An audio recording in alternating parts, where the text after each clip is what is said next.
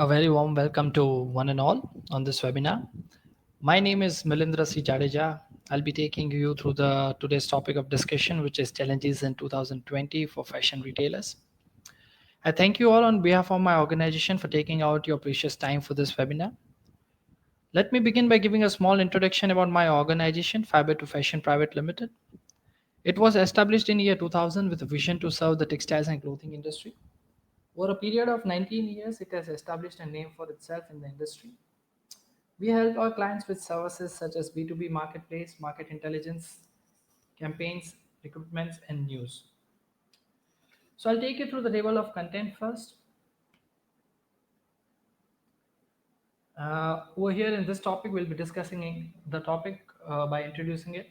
Then we'll be seeing into the current global fashion industry market size and the forecast for the same. Then we'll be discussing the key upcoming drivers for the fashion industry.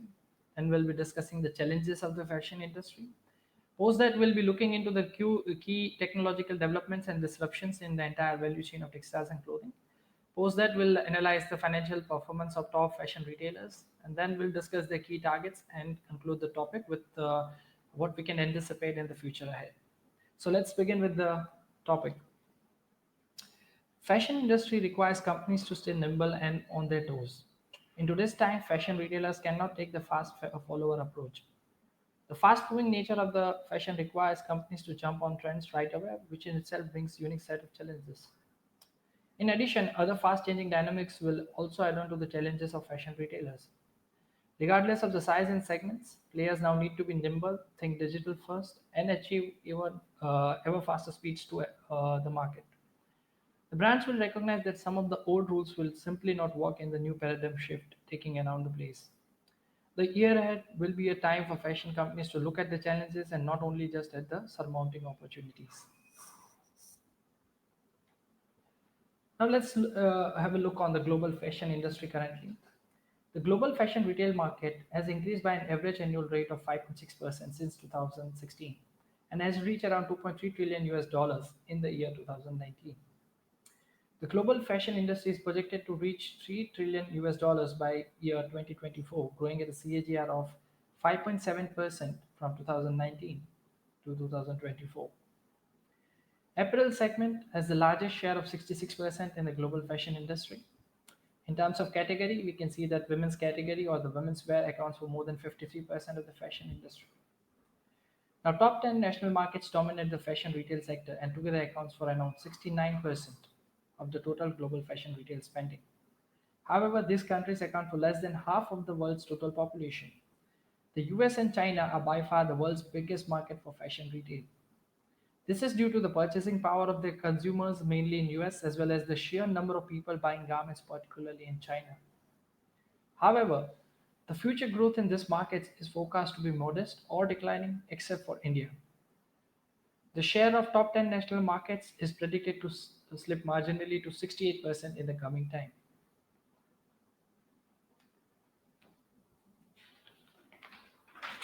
Now let's look upon the key drivers for fashion industry. The rising generation Z and millennial population, particularly in emerging economies such as China, India, and others, will definitely boost the market. Generation Z and millennial population are the key consumers in the fashion industry. An anticipated rise in their population would boost the consumption and spending in the fashion industry.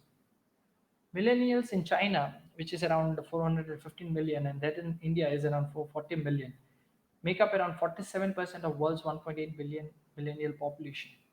And together, these two countries will be leading world's most powerful consumer group and would dictate the design and marketing of most products and services worldwide. In addition, Generation Z and millennials will constitute 59% of the global workforce by 2020. This indeed will make them reach their peak spending bracket. The spending of millennials on lifestyle product is anticipated to increase by 3.8% in the year 2020. Now, talking about the increasing disposable income and per capita apparel expenditure in emerging economies, we can see that growing disposable income in emerging economies will result in increasing wallet size, which indeed will result in consumers with more money to spend and greater enthusiasm for lifestyle consumption. Well, here we can see that the per capita apparel expenditure in US is currently the highest, whereas in case of China and India, it has increased the highest by 31% and 27% respectively in 2019 as compared to 2016. And this trend is estimated to continue in the near future. Now, talking about rapid urbanization, since 2008, half of the world's population has been living in cities. By 2020, a quarter of global wealth will be concentrated in just 60 mega cities, some of which will be larger than the countries. Already today, a large share of the fast growing cities lies outside Europe and North America, primarily in China and India. The future impact of these trends will be even more dramatic in the fashion business that is than in the most other industries. The, the growing penetration of e-commerce and increasing cross-border e-commerce will significantly impact the fashion industry. Now we can see that the global e-commerce fashion industry is expected to rise from around 481.2 billion US dollars in 2018 to around 712.9 billion dollars by year 2022, growing at a CAGR of significantly at 10.3% from 2018 to 2022. In addition, consumers are estimated to spend around 1 trillion US dollars on cross-border e-commerce by year 2020. More than 90 million people have international connections on social media potentially, which is providing companies or the fashion companies the opportunity to grow their shopper bases and boost revenues on the global digital platforms. The rising penetration and engagement through social media. Social media has become a lucrative marketing tool where shoppers are turning to social feeds and bloggers to discover the latest trends and covet most have items. Increasingly, shoppers are not just turning to social media for inspirations but also to purchase. This trend is supported with Instagram's recent launch of its shopping function. Now, therefore, retailers can leverage the shopping capabilities of social media networks, which they offer, and boost the sales volume. Retailers must create a seamless shopping experience by implementing processes where items are automatically added to the shopping basket when clicked on via social media channels, removing the need to divert away from the social media platforms to access the retailer websites. Talking about the increasing influence of fashion icons and micro influencers, influencers are getting a lot of traction through social media. They get to sponsor the brands, and through them, brands get their hands on large relevant audience. Thus, brands get access to broader audience at a very cheap cost, which is indeed boosting the fashion industries in the coming time. Now, let's look upon the challenges for fashion industries in the coming years. The most critical one and the clearly apparent one is the slowdown in the global economy. Forecast from World Bank's IMF and OECD predict slower growth in developed markets through 2020 and a flattening of the growth curve in developing markets. The global economy is in synchronized slowdown, and once again, the growth is downgraded for 2019 to around 3%. It's the slowest pace since the global financial crisis. Now, growth continues to be weakened by rising trade barriers and increasing geopolitical tensions. It is estimated that the US China trade tensions will cumulatively reduce the level of global GDP by around 0.8% in the year 2020. Growth is also being weighed down by country specific factors in several emerging market economies and by structural forces such as low productivity growth and aging demographics in advanced economies. The overall slowdown in the global economy would have its direct repercussions on fashion industries, as we can see, because this would drastically reduce the wallet of the consumers, which indeed will affect the fashion industry. Talking about the trade barriers and the tariff wars among key countries, we can see a sharp rise in the trade tensions between United States and other large economies. Seems to increase the cost for some players and increase the risk of disruptions. US is the largest market for fashion industry. However, the new changes in the US tariff rates will significantly affect the domestic market. The trade tensions will in turn give a rise to cost of domestic manufacturers and impact the ability to increase the made in US products. Chinese exports to the US are estimated to be valued at around 500 billion US dollars, with apparels and footwear accounting for nearly 10% of the overall exports from the nation, but fulfilling nearly 50% of the apparel and footwear demand in the US. The speculations of further increase in the tariff for apparels and footwear category can lead to overall slowdown to the consumptions of apparel and footwear products by the Americans owing to the price increase, which indeed will affect the global fashion industry in a negative manner.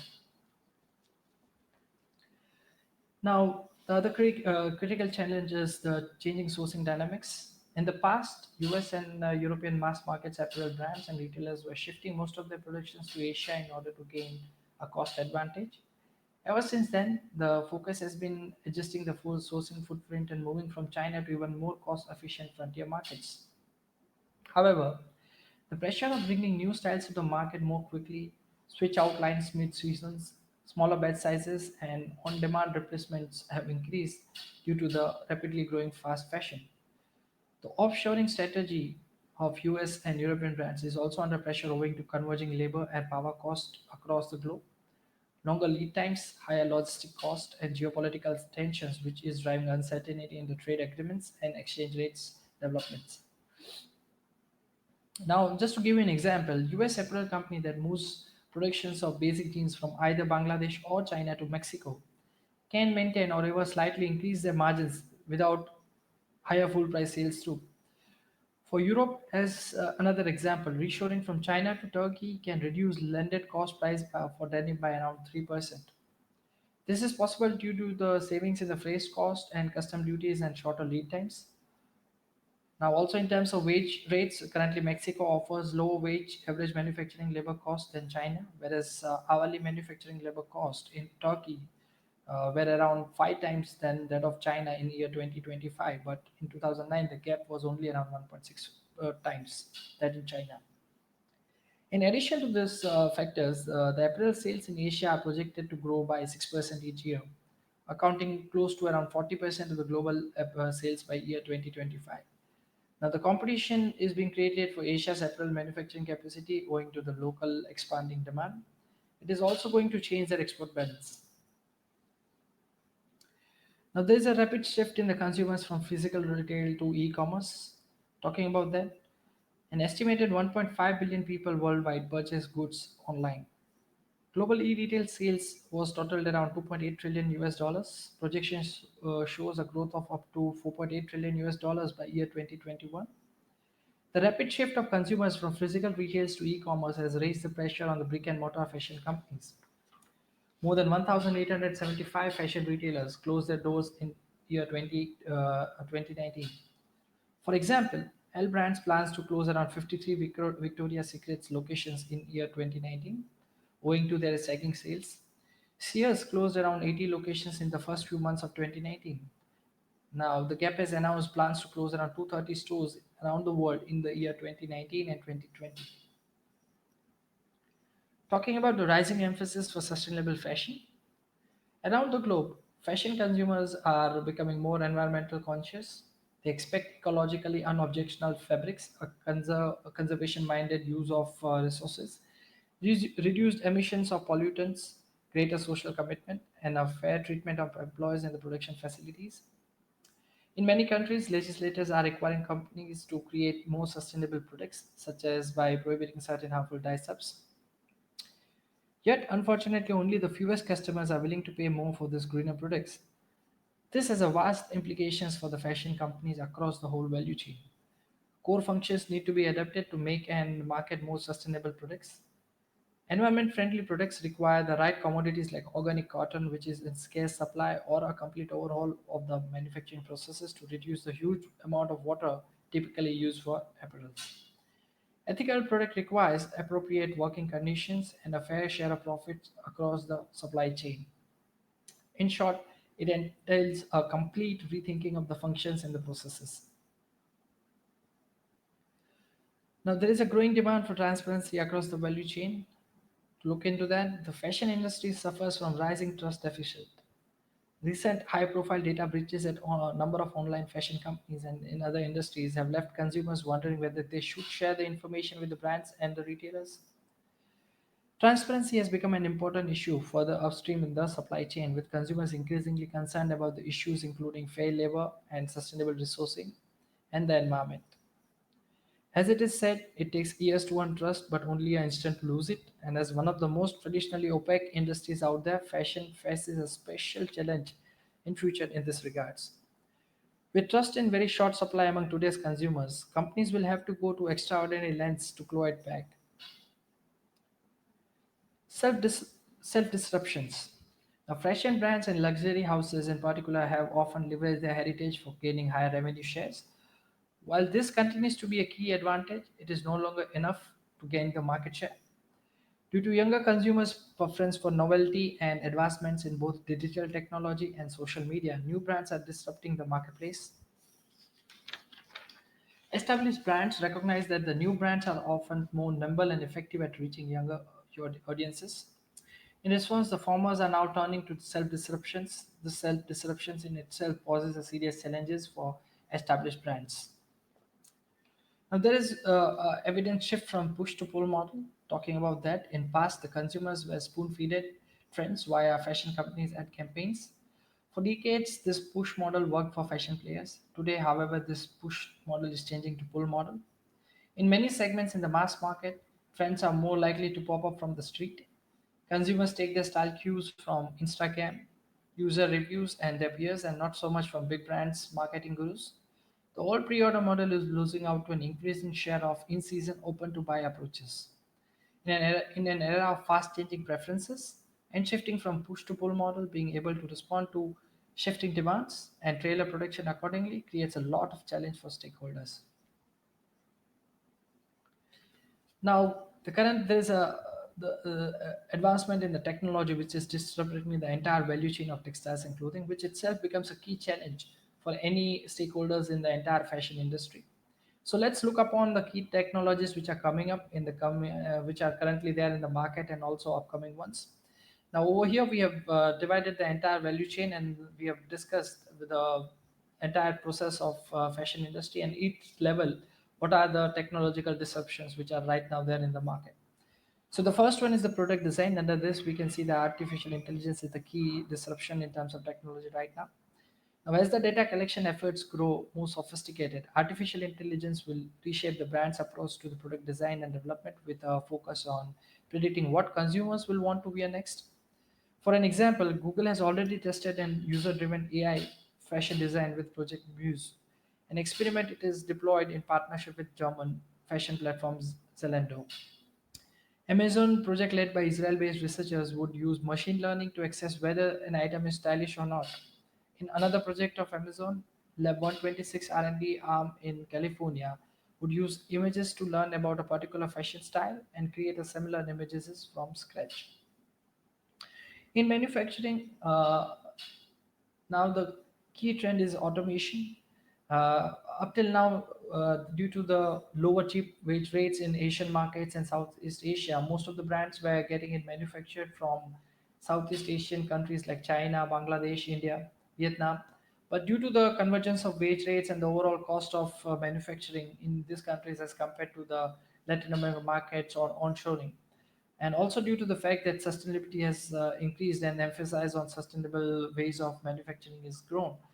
Automation has become one of the critical criteria in terms of profiling of suppliers and sourcing destinations by deciding the available capabilities of automation on the floor. So talking about automation, as with every other industry, automations and robotics are also coming in the fashion manufacturing. Many brands use automated storage and retrieval systems for stocking and transporting inventories. Robo cutting fabrics has been possible for years, but presents a challenge as hard robots have difficult working with pillable elastic fabrics. Advances in soft robotics will infiltrate garment making in the future. In the meantime, startups are combining hardware and software to create automated sewing systems. For an example, software automation is developing sew boards equipped with robotic arms, vacuum grippers, and specialized micro manipulators that can guide a piece of cloth through a sewing machines with sub-millimeter precisions. In terms of 3D printing, brands are exploring how 3D printing can help them produce goods on demand and create new avenues for customization. For examples, Adidas has also partnered with Carbon to create 3D printed sneakers and shoe parts. The limited edition Futurecraft Adidas 4D, which retails around $300, is the latest product from the partnership. Now, Reebok has released the liquid float run shoe, the first product to make out of the company's 3D printing concept, Liquid Factory. The shoe features 3D printed laces, liquid grip on the sole, and the company's new FlexWave material. In the inventory and distribution section, we can see the two critical disruptions are RFID and blockchain. Now, RFID tags are the cheap, battery-free smart stickers that can be used for digital cataloging. Unlike barcodes, the signals from RFID tags can be read from some distances away, lessening the time it takes to manually log in items. RFID are also used to fighting off counterfeiting as well as to analyze where the garments are purchased. Automatic stocking with RFID is also making the fast fashion even faster. Now, the biggest disruption in the inventory distribution is the blockchain technology.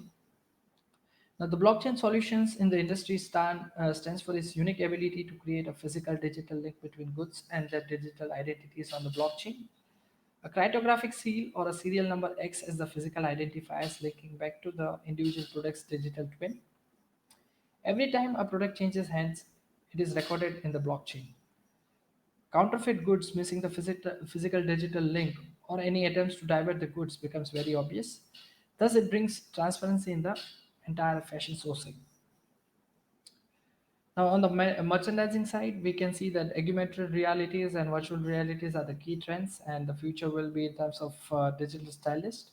Talking about the augmented reality and virtual reality, augmented reality and virtual reality tech are increasingly being deployed to create digital experiences in stores and in store experiences online. For an example, in 2019, Obsess worked with Tommy Hilfiger to create a virtual version of a pop up store for the brand's collaboration with actress and singer Zendaya. VR fashion, virtual reality fashion shows are already being streamed by Victoria's Secret, Tommy Hilfiger, and other labels. Meanwhile, augmented reality is turning marketing materials into 3D experiences. 3D scanning and AR are also reinventing the fitting room at home and in store. For an example of this, we can see that Topshop has used in-store AR mirrors so customers don't need to get physically undressed to try on clothes, while Uniqlo's Magic Mirrors let customers see how apparel they try on in stores look in different color options. Talking about the upcoming one, which is the digital stylist. Basically, it's an AI-based digital stylist which can give a feedback on outfit choices or suggest alternatives are also taking off. For an example, Amazon's Eco Look is a personal stylist assistant that features a hands-free voice-controlled camera for taking shareable pictures of your outfits. The Eco Look also includes a style check function that can give you a second opinion about your outfit based on the insights from the best in machine language learning plus advices from the fashion specialist. Now let's analyze the financial performance of few of the top fashion retailers. The top brands constitute approximately around 8% share in the global economic profit for the fashion industry. Over here, we can see that top leading brands in terms of fashion retails are Christian Dior and Louis Vuitton, with revenue of around 55.3 billion USD in year 2018. Now, this top 10 fashion companies have increased their revenue with around a CAGR of 6.6% in the last 5 years since 2013 to 2018. Now, let's analyze the top five companies into further details. We can see that the CAGR of 5.9% is the growth with which Christian Dior has increased its revenue since 2013. For Christian Dior and Louis Vuitton, we can see that most of the majority of the revenue came from Asia with a share of around 36.5%, followed by US with a share of around 23.9%. Also, the highest revenue growth was observed from Asia as compared to the last year. Fashion and leather goods contributed the highest revenue share of 38.3% and the highest revenue growth from the last year among all the segments in the year 2018. Now, in case of TTX, we can see that the revenue for them has increased by 7.3% as compared to since 2013. The maximum revenue came from US, which was around 76%, and Mermex was the highest in terms of segments with the revenue share of around 61.7%. Now, in terms of Nike, we can see that the revenue has increased by CAGR of 7.5% since 2013 and currently is around 36.4 billion US dollars. North America constituted around 43.2% revenue share in the Nike overall performance. However, Greater China region witnessed the highest revenue growth of 21.2% from 2017. In terms of segments, footwear had the highest revenue share of 61.4%, whereas the highest growth of 11.2% was observed in the apparel segment as compared to the last year. Now, in case of Inditex, the revenue for them has increased by 6.6% since 2013 and currently is around 30.7 billion US dollars. We can see there is an increasing trend in the revenue year on year performance. Now, talking about their bifurcation in terms of geography and segmentations, 61.3% of Inditex revenues came from Europe, and Zara was the highest revenue had the highest revenue share among all of its sub brands, around 68.9% in year 2018. Now, each of these brands have key disclose their key sustainable targets, which itself becomes a challenge for their suppliers to so that accordingly they will have to plan their entire manufacturing layout because now these targets will depend based on these targets the sourcing dynamics of these brands will change. So now let's look upon their key targets in terms of sustainability and other variables in the coming years. I will discuss about the key targets of the key brands or the mass retailers under the fashion categories. So we can see that 36 of the world's most renowned clothing and textile companies have pledged to use 100% sustainable cotton by year 2025. We can see all the top brands like H&M, Zara, M&S, and Dindex, Levi's, Kering, and ASOS, and all these brands have signed this pledge. By next year, 2020, Zara aims to eliminate hazardous chemicals from its supply chain, set up donation block boxes in all stores, train employees in circularity, and cut out fibers that come from endangered or ancient forests. By 2023, no single-use plastics will be used in packaging, and before year 2025, no waste will be sent to landfills from Zara facilities. H&M has pledged to become 100% climate positive by year 2040 by using renewable energy and increasing energy efficiency in all of its operations. This includes a commitment to making the first 2 tiers of its supply chain climate neutral by year 2030. It has also pledged to use 100% recycled or sustainable materials by 2030.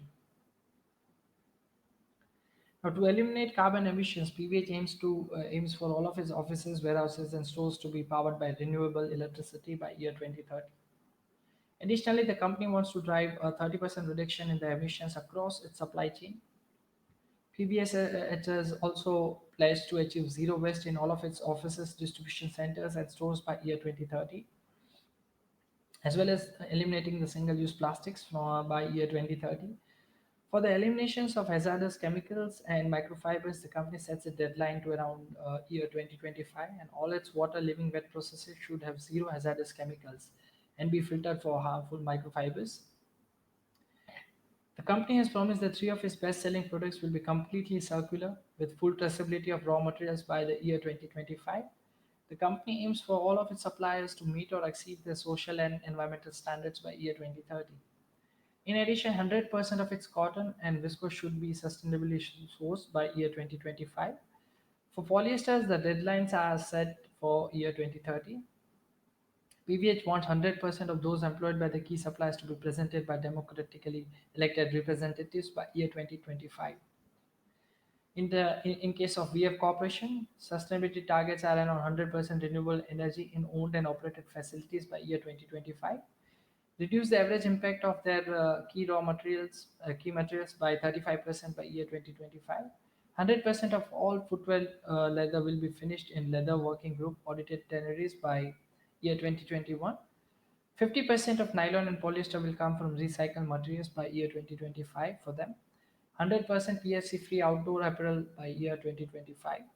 100% responsible down standard down by year 2019. All cotton purchased by VF that is not from US or Australia is grown under a cotton growing sustainability scheme by year 2025. So these are the key targets and disclosures by key of the brands.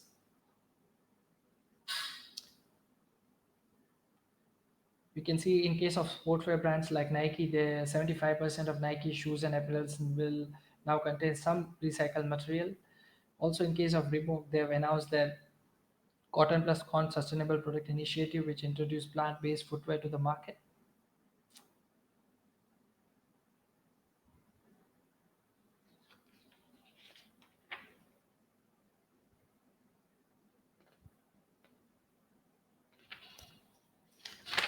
Now, let's discuss the future ahead.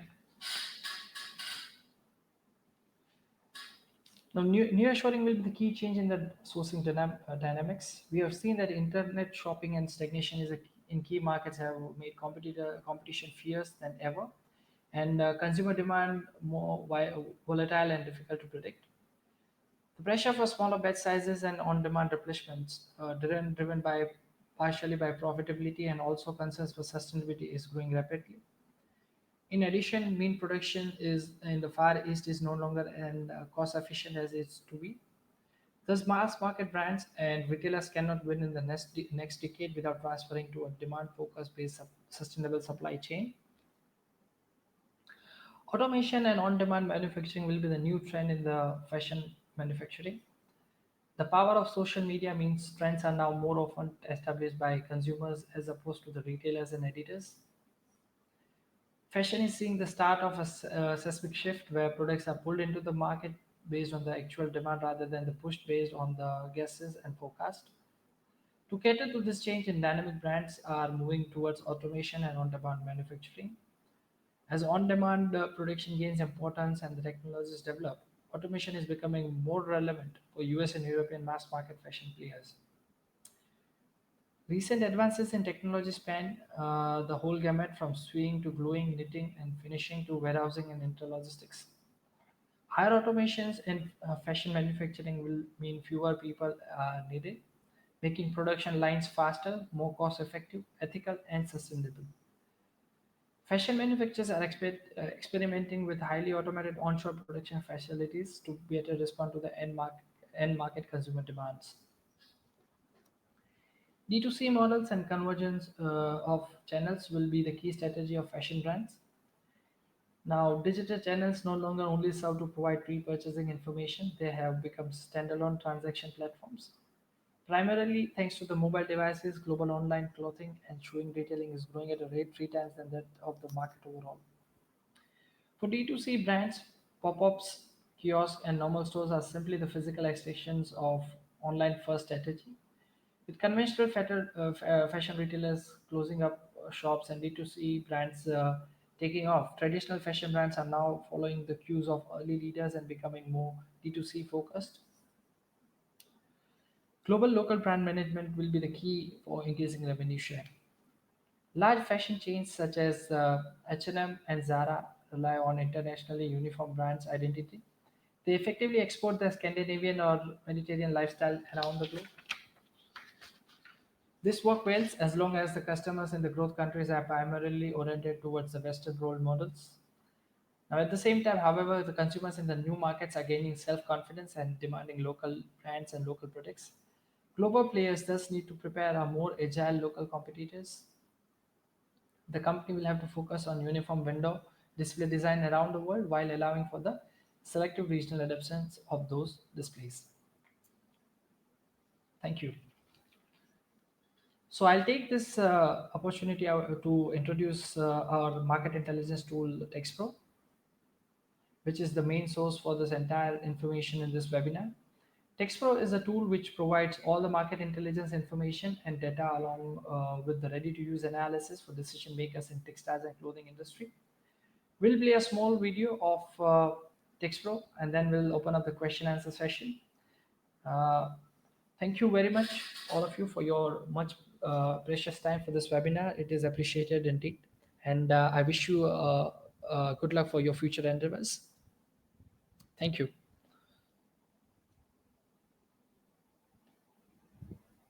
is growing by leaps and bounds, giving rise to an unfathomable amount of market data.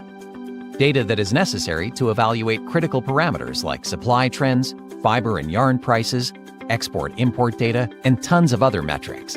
But excess data creates disparate data sources and serious quality issues, which affect the actual information required to gauge the market and make important business decisions. Introducing TexPro, a centralized market information hub that gives access to all categories and subcategories of information at one place. From raw material prices to trade agreements, get all the information you need in an interactive style dashboard with just a few clicks. With raw material prices, see current and historical prices for various material types, along with getting in-depth reports on cotton, man-made fibers, and textile chemicals. Select a particular currency and unit of conversion for comparing the data in a standard format. With export-import data, view global XIM and US shipment data, along with a detailed analysis of this trade data by product category or geography. Get data for more than 50 country profiles and perform SWOT analysis for individual countries. TexPro contains data on hundreds of global brands and retailer profiles, and you get to analyze their financial performance in addition to studying their supplier network and locating their global stores.